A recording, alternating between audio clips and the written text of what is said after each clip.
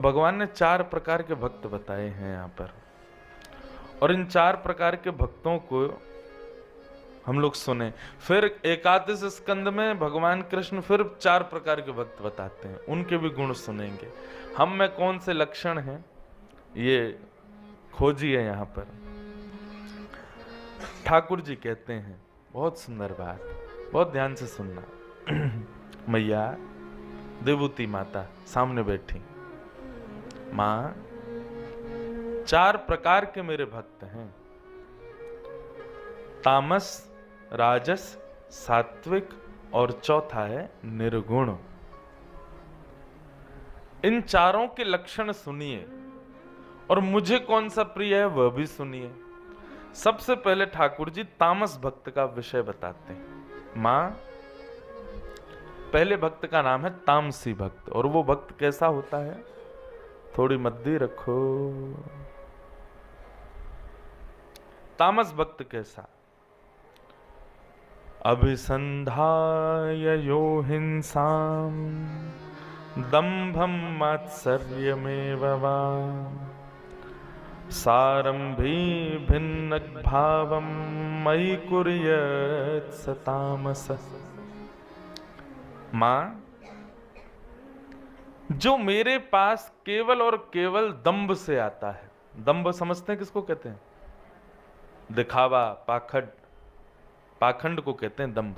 पाखंड मतलब विश्वनाथ मंदिर केवल इसलिए जा रहे हैं क्योंकि पड़ोसी भी गया है, क्योंकि रिश्तेदार भी गया है, तो उनको जाके हम दिखावें कि देखो हम भी आते हैं। केवल इस भावना से मेरा दर्शन करने आया कि 4 लोगों को पता चले कि मैं भी भक्त हूं, मैं भी मंदिर जाता हूं। दंभ भाव से आता है, 4 लोगों को केवल बताने के लिए और पूरे विश्व को दिखाने के लिए जाता है कि देखो मैं मंदिर जा रहा हूं, दंभ। और दूसरी बात, बोले मैया वो जब मुझे प्रणाम करता है ना, तो प्रणाम करके केवल और केवल दूसरे की शिकायत मुझसे करता है कि ठाकुर जी उस पर तो बड़ी कृपा कर रखी है आपने, हैं, उसका तो सब काम बड़े बढ़िया चल रहे हैं, उसका तो ऐसा, उसका तो ये, इसका तो ये। ऐसी स्थिति जिसकी है मैया, जो केवल दूसरे की शिकायतें लेकर के और दंभ के पाखंड के भाव से मेरे पास आता है, इसको मैं तामसी भक्त कहता हूं। अब देखो, महादेव का भक्त रावण भी था, पर रावण किस भाव से जाता था, रावण दर्शन करने थोड़ी जाता था, वो कैलाश पर जाता था। वो कैलाश पर जाके जब देखता लंबी लाइन लग रही है देवताओं की, चारों तरफ लोग खड़े हाथ जोड़कर ये दर्शन करने के लिए, जैसे ही अंदर घुसने लगा दूतों ने कहा लाइन में आओ। तो रावण बोला अच्छा हम लाइन में आएंगे क्या, तुम जानते नहीं हम कौन, दशानन। अब ये विचार कर लो, जो लोग मंदिर जाते हैं और लाइन में लगा दिए जाएं तो उनको बड़ी अपनी अवहेलना लगती है कि अरे तुम हमको पहचान ही नहीं। बस एक बात बोले, सबसे ज्यादा बिना लाइन के दर्शन मैं ही करता हूं, लेकिन एक बात बताऊं, मैं जानबूझ के नहीं करता। ऐसा नहीं है कि जानबूझ के कि भाई बिना लाइन के करें, कोई ना कोई व्यवस्था बनी जाती है, या तो मंदिर अधिकारी पहचान जाते हैं या कोई पहचान जाता है तो फिर मिल ही जाते हैं दर्शन हमको। लेकिन कोई नहीं पहचानता तो फिर लाइन से ही जाना पड़ता है उस समय। लेकिन ये भाव आता है कि यार ये अधिकारी हमको पहचान जाए तो ले जाए थोड़ा आगे, उस समय मन में आता है कि भाई ये यही लक्षण तो भगवान कहते हैं ये तामसी भक्त का लक्षण है, जो केवल और केवल अपने यश कीर्ति और केवल अपने अभिमान में मेरे सामने आता है मां, और जो दूसरे की हिंसा की भावना से आता है। नाथ मुझ पे कृपा भले ही मत करो, लेकिन उस पे भी मत करो। आप उस पे क्यों कर रहे हो, मुझ पे नहीं कर रहे कोई बात नहीं, उस पे क्यों कर रहे हो फिर। ऐसी भावना जो मेरे सामने रखता है मैया, वो भक्त तो है बेचारा लेकिन तामसी है, मुझको बिल्कुल प्रिय नहीं है। रावण जब जाता था तो वो उसकी भावना ये नहीं होती मैं महादेव को देखूं, उसको ये होता सबको पता चले कि मैं आया हूं। इसीलिए वो ऐसी ऐसी ध्वनि निकालता था श्लोकों की। एक श्लोक हमने गाया, बड़ा प्रसिद्ध हुआ महादेव का, रावण रचित श्लोक था। रावण ऐसे श्लोक गाता था कि सामने खड़े लाइन वाले लोग भी उसको प्रणाम करने लग जाएं, पृथ्वी डामाडोल हो जाए, आकाश के बादल गर्जना करने लग जाएं।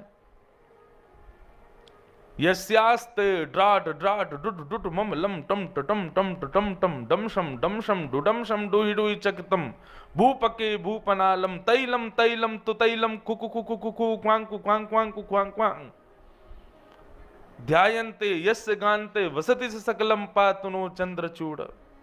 पार्वती जी आती, महादेव जल्दी चलो, महादेव ध्यान में बैठो। क्या हो गया? बोले कि बर्फीले पहाड़ गिर रहे हैं ऊपर से। बोले क्यों? बोले रावण आया है, श्लोक गा रहा है।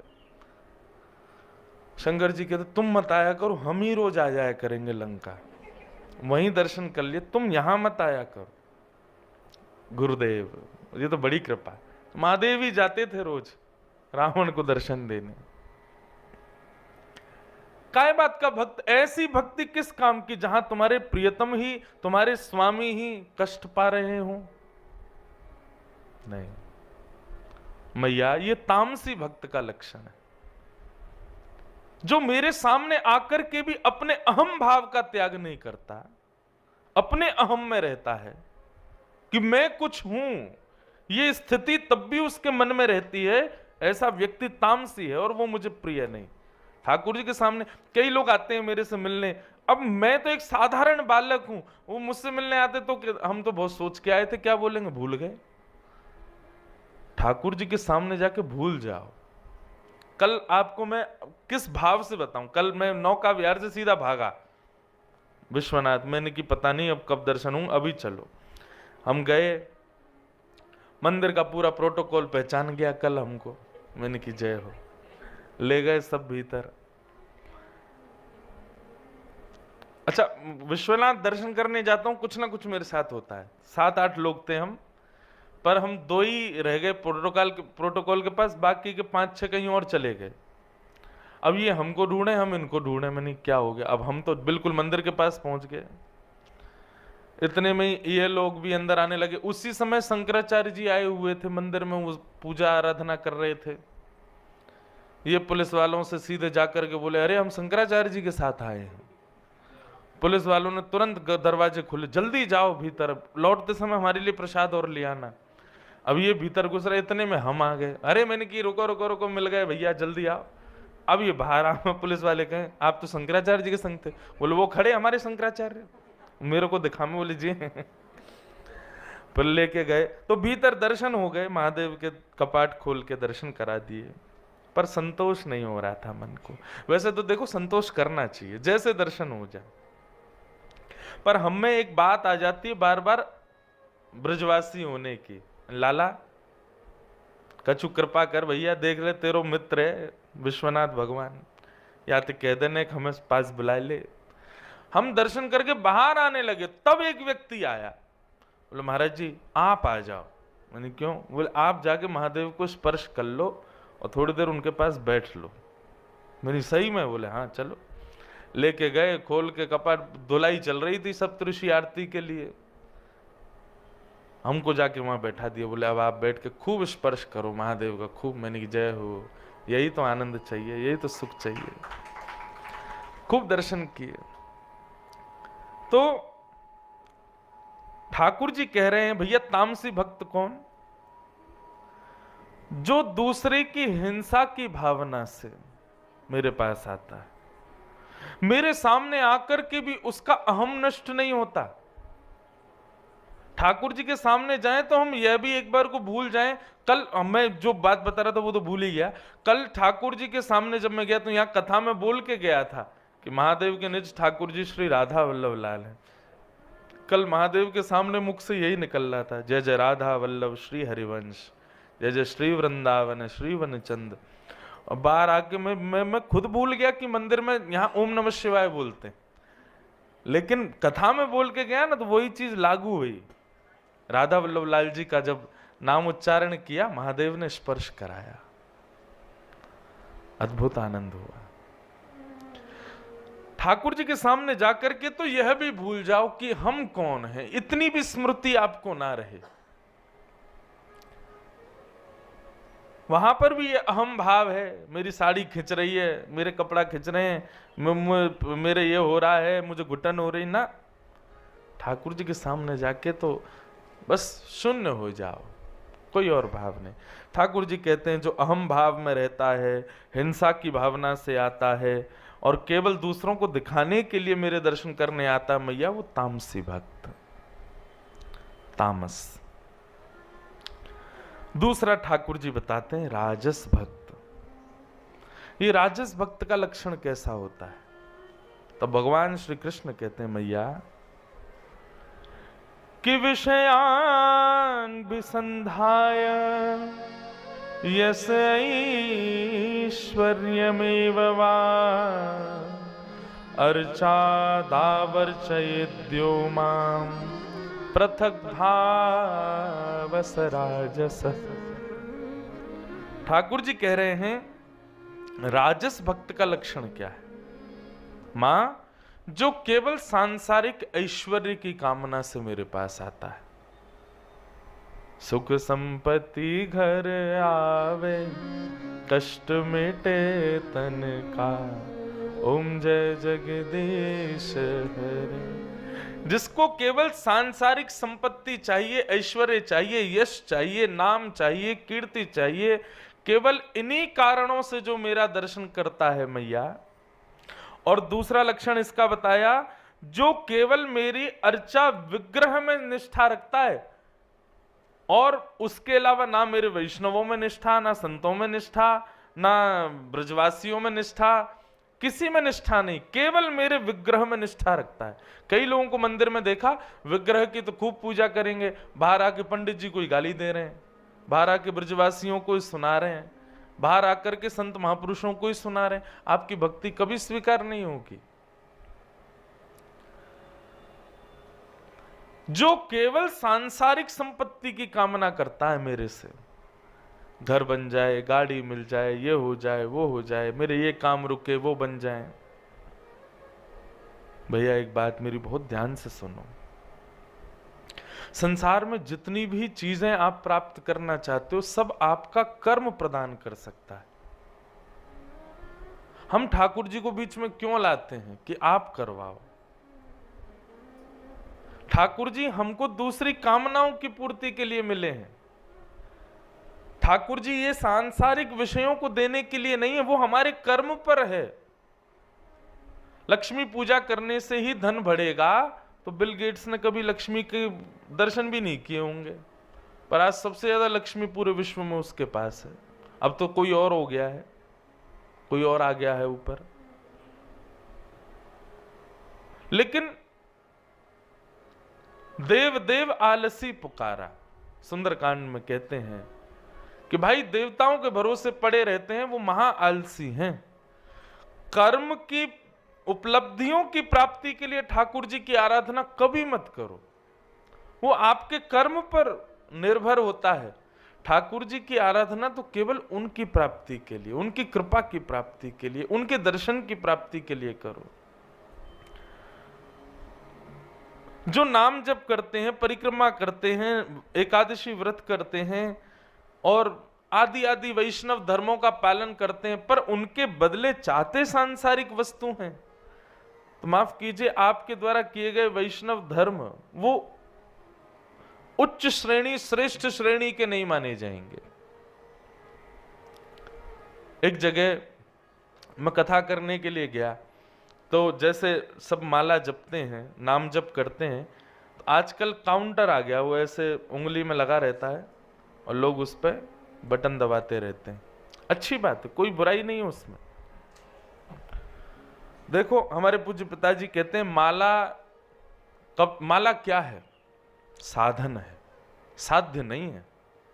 माला साधन है, और हम सदा साधन में ही रहेंगे तो साध्य की प्राप्ति कैसे होगी?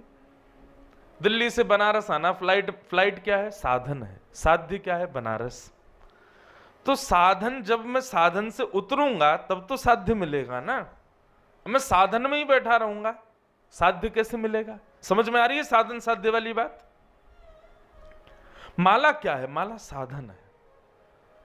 बोले तो फिर इसका साधन का प्रयोग कैसे? बोले इतना जपो, इतना जपो, इतना जपो, इतना जपो, इतना जपो कि आपकी श्वास की तरह जीभ पर नाम मंडराता रहे, और एक दिन ऐसा आए कि ये माला छूट जाए और उसके बिना भी नाम चलता रहे। ये जीवन की उपलब्धि। मैंने दर्शन किया हमारे गोवर्धन के परम पूजनीय प्रातः स्मरणीय श्री ठाकुरदास बाबा 80 से ऊपर की आयु में जब भगवत धाम को प्रस्थान किए, तब उनके प्रस्थान से कुछ समय पहले ही मैंने दर्शन किया।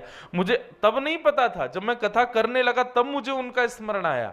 तो जब मैं दर्शन करने गया तो मैं छोटा बालक ही था। जब मैं दर्शन करने गया ठाकुरदास बाबा के, तो अचेत अवस्था में पड़े थे, पर उंगली ऐसी चल रही थी। डॉक्टरों से सबने पूछा कि जब इनके पूरे पूरे अंग में पैरालाइज हो चुका है, ये पूर्ण रूपेण अचेत हो चुके हैं, तो ये उंगली क्यों चल रही है? बोले ये हमारी साइंस से परे की बात है, हमको समझ में ही नहीं आ रहा ये उंगली कैसे चल रही है। और वो उंगली क्यों चल रही थी? नाम इतना जपा था कि आज शरीर पूरा अचेत हो गया, लेकिन नाम ने फिर भी उनको नहीं छोड़ा। नाम अभी भी चल रहा है, भगवान नाम अभी भी उनके जीवन में आश्रय लेके बैठा। और उनकी स्थिति देख करके ऐसा कहता बनता था कि अब ये ठाकुर जी का स्मरण नहीं कर रहे हैं, ठाकुर जी इनका स्मरण कर रहे हैं, इनका सुमिरन हरि करें ये पावा विश्राम। अब तो ये विश्राम कर रहे हैं, इनका स्मरण ठाकुर जी कर रहे हैं। कुछ भी कर लो, ध्यान से सुन, आप कुछ भी कर लीजिए, पर दीनता और आपके भीतर के जो विकार हैं वो तब तक शुद्ध नहीं होंगे जब तक आप वैष्णव सेवा में निष्ठा नहीं रखोगे। क्योंकि ठाकुर जी की सेवा से भक्ति तो बढ़ जाएगी, लेकिन दीनता नहीं आ पाएगी। दीनता समझते? सरलता, सहजता, दीनता, ज्यादा छल कपट नहीं, ज्यादा चतुराई नहीं। ये सब कब आते हैं हमारे भीतर? जब हम झुकते हैं। और ठाकुर जी के सामने झुकना नहीं माना जाता, माफ कीजिएगा। क्यों? ठाकुर जी को आप चाहे पकौड़ी खवाओ, चाहे कचौड़ी खवाओ, चाहे पूड़ी खवाओ, चाहे रोटी खवाओ, वो चाहे सब पालेंगे। लेकिन संतों की सेवा में तो आपको देखना पड़ेगा कि जो इनको भाए वही दो, जो इनको प्रिय लगे वही दो। हमारे नाना जी एक कथा सुनाते थे, मुझे ओझल सी याद है, बहुत सारे प्रसंग सुनाते थे, अब उनके अब याद आते हैं। एक बार एक व्यक्ति के यहाँ कोई संत पधारे, कोई गुरु पधारे, और वो संत पधारे गर्मी के महीने में, ज्येष्ठ के महीने में आए, बहुत गर्मी होती है। तो घर में पधारे तो उसने बढ़िया घड़े में ठंडा ठंडा पानी रखा गुरुजी के स्नान के लिए। पड़ोसी जो था उसको पैज रहती थी कि इससे बढ़िया मुझे करनी है सारे काम। तो उसने आकर के सब देखा, ये गुरुजी का सत्कार कैसे कर रहा है। पुष्प बिछा रखे हैं, बढ़िया ठंडा घड़े में जल रखा हुआ है गुरुजी को नवाने के लिए। उसने बढ़िया ठंडाई बना रखी है। बोले गुरुजी स्नान करेंगे सबसे पहले, उसके बाद उनको ठंडाई पिलाऊंगा, आदि आदि। अब ये सब पड़ोसी देख रहा था। गुरुजी आए, पुष्पों से स्वागत किया, ठंडे जल से स्नान किया गुरुजी ने, ठंडाई पी। गुरुजी बड़े प्रसन्न, बोले वाह हम तुमसे बड़े प्रसन्न हैं। पड़ोसी आया, बोले महाराज जी कभी मेरे घर भी पधारो। बोले अभी तो हमारा सब बुकिंग है, हम आएंगे, कब आओगे? बोले तुम्हारे आएंगे शिशिर में, ठंडी में आएंगे। ठीक है। सोच लो क्या हुआ होगा। गुरुजी के लिए ठंडे घड़े में जल भर के रखे, गुरुजी आएंगे इसी से स्नान करेंगे। और फिर गुरुजी के लिए बढ़िया उसने ठंडाई बना के रखी है, गुरुजी को यही पिलाएंगे। गुरुजी घर में आए, आकर के जैसे स्नान करने के लिए गए, गुरुजी बोले ये तो बड़ा ठंडा जल। अरे गुरुजी नहीं, आप उसके यहाँ भी नहाए थे, मेरे यहाँ नहाना पड़ेगा। गुरुजी बोले नहीं नहीं इससे नहीं नहाएंगे। नहीं, उस पर ज्यादा कृपा कर रहे हो, मैं सब समझ रहा हूँ आपकी बात, उसके यहाँ नहा लिए, मेरे यहाँ नहीं नहाओगे। कैसे नहीं नहाओगे? गाड़ी उठा के उसने ही नहा दिया। गुरुजी बेचारे कप कप आ गए, बोले लो अब ठंडाई पियो। बोले अरे चाय पिला भैया, गर्म दूध पिला, मर जाएंगे हम, ठंड लग रही। नहीं आप उस पर ज्यादा कृपा, उसके यहाँ तो आप लस्सी पी रहे थे, हमारे यहाँ चाय मांग रहे हो। नहीं पीनी तो पड़ेगी। हुआ क्या, गुरुजी को निमोनिया हो गया। भैया ठाकुर जी की सेवा बड़ी सरल है, वैष्णवों की सेवा बड़ी कठिन है। ये हृदय में दीनता आना, सहजता आना और सरल भाव आना, ये तो वैष्णव सेवा से ही आता है, ठाकुर जी की सेवा से नहीं आता है। आपको पता है गजेंद्र मोक्ष की कथा जो आती है ना, ये गजेंद्र जो था, ये अपने पूर्व जन्म में ठाकुर जी की खूब सेवा करता था, पर वैष्णव सेवा नहीं करता था। हुआ क्या, एक दिन ठाकुर जी की आराधना कर रहा था और तभी कोई संत आ गए। संत आए, उसको पता चल गया कि कोई संत आए हैं, लेकिन फिर भी ठाकुर जी की सेवा ही करता रहा। एक बार भी एक क्षण के लिए ये नहीं बोला कि महाराज जी विराजो, मैं अभी आ रहा हूं, 10 मिनट का समय दो, आप विराजो, आसन लगाओ, किसी से कहता जल आदि पिलाओ, मैं अभी आ रहा हूं। उसको पता था कि संत आए, लेकिन फिर भी अब इनकी और सेवा करूं, मैं अपनी सेवा में व्यस्त हूं। ठाकुर जी कोई करने लगा, उनको देखा भी नहीं। केवल इस बात का उसको अपराध लगा कि अगले जन्म में वो गजेंद्र बना, हाथी बना।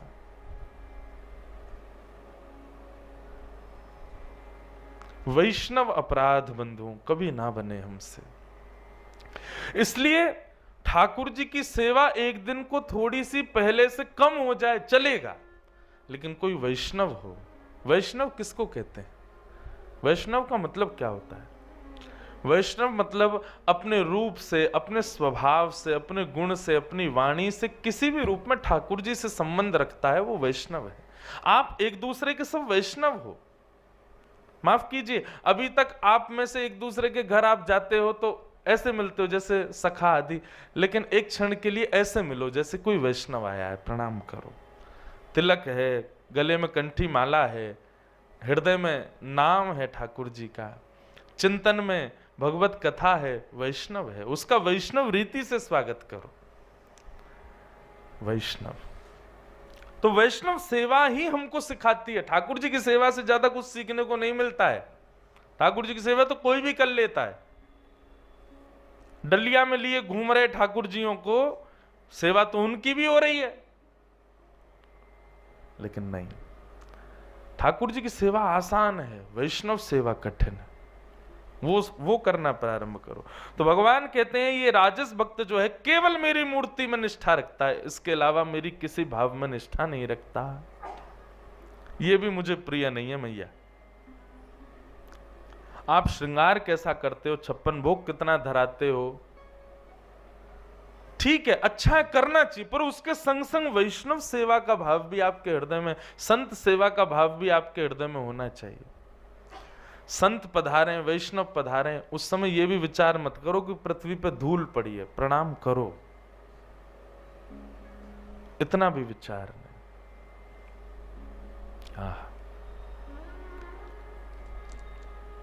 एक कथा आती है, एक सूरत ध्वज नाम के भक्त थे भगवान के, हमारे वृंदावन के पहले दूसरे ठाकुर श्री मदन मोहन जी।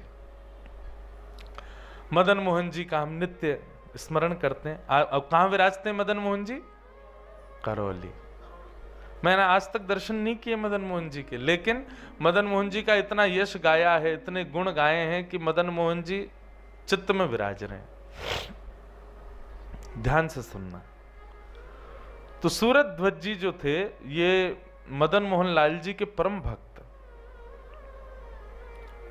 इनकी निष्ठा ऐसी थी कि ये अष्टयाम सेवा के हर आरती का दर्शन करते थे श्री मदन मोहन जी की, मंगला से लेकर के शयन तक एक भी आरती छोड़ते नहीं थे श्री मदन मोहन जी की। एक बार मदन मोहन जी ठाकुर जी के सामने खड़े होकर के सूरत ध्वज जी गा रहे थे, बोले कि हे नाथ मुझ पर अनंत कृपा करो। बोले कैसी कृपा चाहिए? बोले संतन की पनिहन को अर्चक कहाऊं, हे नाथ मुझ पर ऐसी कृपा करो कि वैष्णवों की सेवा में मेरी रुचि बढ़े, वैष्णवों की जो चरण धूली है, उनकी जो पनहियां हैं, उनके जो चरण की पादुका है, उसके प्रति मेरी बड़ी निष्ठा हो जाए नाथ, ऐसी कृपा करो। रोज गाते थे श्री सूरत ध्वज जी। एक दिन एक संत खड़े खड़े उनकी बात सुन रहे थे, एक दिन, 2 दिन, 5 दिन से रोज सुन रहे थे। बोले रोज मदन मोहन जी से कहते हैं कि संतन की पनही को अर्चक कहाऊं, संतों की पनहिया का मैं अर्चक बन जाऊं, ऐसी कृपा करो। बोले ये केवल बोलते हैं, केवल बातें हैं, कर नहीं सकते। और संत ने परीक्षा लेने के लिए अगले दिन उनके साथ एक लीला की। क्या? सुबह मंगला में संत पहुंच गए और संत जाकर के मदन मोहन जी के द्वार पर खड़े होकर के कभी इधर घूमे कभी इधर घूमे। इतने में ही सूरध्वज जी आ गए। सूरध्वज जी ने आके संत को प्रणाम किया। भगवान आप विचलित से लग रहे हो, चलो भीतर, ठाकुर जी की मंगला आरती होने वाली है। संत बोले चले तो जाएं, लेकिन हम बड़े परेशान हैं। बोले कैसे? बोले हम दर्शन करने चले जाते हैं, हमारी पादुका कोई लेके भाग जाता है, हम तो बड़े परेशान हैं भैया, रोज रोज पादुका बदल के, तो अब सोच रहे हैं कहां रख के जाएं, कहां हमारी पादुका सुरक्षित रहेंगी। आहा, सूरध्वज जी ने अपनी झोली आय करी, लाओ भगवान मुझे तो आप दर्शन करके आओ, मैं बैठा हूं पादुकाओं के पास। अरे नहीं नहीं नहीं, आपकी मंगला दर्शन छूट जाएगी। बोल नहीं नहीं भगवान, ये मेरे जीवन भर के दर्शन का फल आज मुझे मिला है, आप मेरी तरफ से दर्शन करो, मैं आपकी पादुकाओं के पास बैठा हूं। अच्छा भैया ध्यान रखना, हम दर्शन कर आते हैं। सूरध्वज जी बोले जाओ भगवान। हाथ में पादुका लेते ही हृदय से लगा लिया, मानो दोनों पादुकाओं का भाव रखा हो कि श्यामा श्याम मेरे हृदय से लिपट गए हों। और सूरध्वज जी ऐसे ही बैठे हैं बाहर। आज मदन मोहन जी के वर्षों से चली आ रही नियम के दर्शन की सेवा छूट रही है सूरध्वज जी की, लेकिन फिर भी अत्यंत प्रसन्न पादुका लगा करके हृदय से बैठे हैं सूरध्वज जी। संत भीतर गए, मंगला का दर्शन किया, अंदर के झकोरे से झांक करके देखा तो श्री सूरध्वज जी ऐसे ही बैठे थे। संत बोले थोड़ी देर परीक्षा लो इनकी। आज मंगला से श्रृंगार आरती तक का समय आ गया, संत भारी निकल के नहीं आए, लेकिन सूरध्वज जी ऐसे ही बैठे। श्रृंगार आरती का समय हो गया, लोग बाग दर्शन के लिए आए। कईयों ने आकर के सूरध्वज जी जो रोज देखते थे, अरे सूरध्वज जल्दी चलो, श्रृंगार आरती हो रही है ठाकुर जी की। बोले नहीं मैं अभी सेवा में व्यस्त हूं, आप जाओ। सब चले गए। आज सब आश्चर्यचकित हैं, सूरध्वज की वर्षों से निष्ठा जिस दर्शन में, आज वो छूट रहा है सूरध्वज का, पर सूरध्वज को बिल्कुल चिंता नहीं। इतने में ही जी क्या होता है भाई, ये वही अलर्ट है कोई? वाह हमारे पे तो आ नहीं रहे मैसेज। सुनो सुनो सुनो सब लोग सुनो, कथा सुनो, हम भूल जाएंगे इसके चक्कर में। ये शायद इसीलिए बज रहा है कि आप कथा सुनो ध्यान से। तो सूरध्वज जी हृदय से लगा के बैठे। महाराज संत तो इतने निष्ठुर हो गए आज कि सुबह मंगला के घुसे भीतर और रात्रि शयन का समय आ गया। सूरध्वज जी पूरे दिन ऐसे ही बैठे रहे पादुकाओं को लेकर के। रात्रि शयन का दर्शन।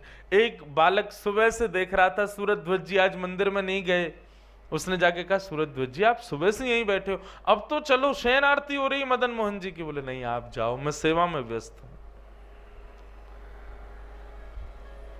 रात्रि की शयन आरती के बाद जब सब निकले तब वो महात्मा निकल करके आए और महात्मा ने आकर के आज सूरध्वज को हृदय से लगाया। बोले तुम कहते नहीं हो मदन मोहन जी से, तुम मानते भी हो। संतन की पनही को अर्चक कहाऊं, ये तुम जो रोज कहते थे मदन मोहन जी से, आज तुम इस भाव में तुम पास हो गए, हृदय से लगा लिया। बोले जय हो सूरध्वज जी, तुम्हारे लिए ठाकुर जी के दर्शन से ज्यादा संत सेवा प्रधान है। और यही भगवान की स्वीकार्यता का प्रमाण है। ठाकुर जी आपको स्वीकार कर रहे हैं, इसका प्रमाण क्या है कि संतों के प्रति निष्ठा आपकी बढ़ जाएगी। सूरध्वज जी तो आनंदित हो गए। बोले भगवान मैं तो इस बात से प्रसन्न हूं कि मैंने साल भर जीवन भर मदन मोहन जी से यही मांगा कि किसी संत की सेवा मिले, और आज ये सुबह से पनहियां जो मुझको प्राप्त हुई हैं, मुझे तो ऐसा लग रहा है मेरे वर्षों की सेवा का आज मुझको फल प्राप्त हुआ है। भगवान मेरी तो इच्छा ही नहीं हो रही आपकी पादुका छोड़ने की। मुझे इतना सुख तो मदन मोहन जी का दर्शन करने में नहीं आया जितना सुख मुझे इन पादुकाओं को हृदय से लगाने में आया।